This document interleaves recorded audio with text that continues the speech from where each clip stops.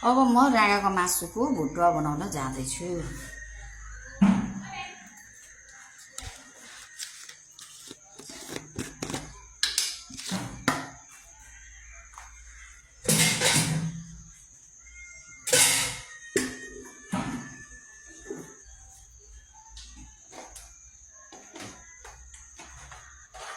फर्स्टमा जिरा पड्काउने,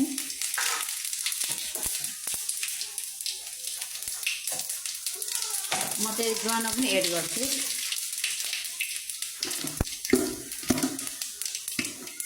करी पत्ता स्वास्थ्यको लागि एकदम राम्रो रहेछ करी पत्ता, त्यसै कारणले म करी पत्ता अलवेज युज गर्छु। प्याज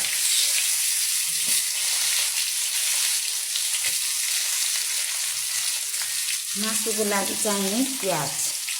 मेरो तेल चाहिँ अलिक कम भएको छ, म तेल लगाउँछु।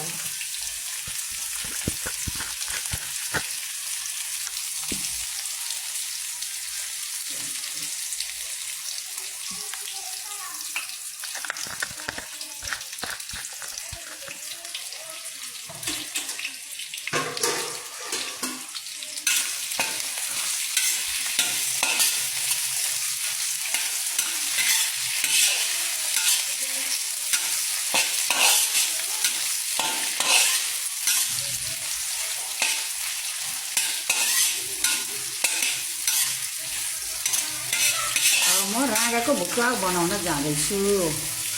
हङकङमा हुँदा चाहिँ गोरुको भुटुवा खाइन्थ्यो। हङकङमा चाहिँ राँगाको पाइँदैन है, चाइनिजहरूले चाहिँ प्रायः राँगा खाँदैन।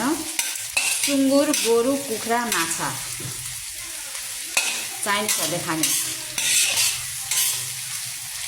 गोराहरूले पनि त्यही हो।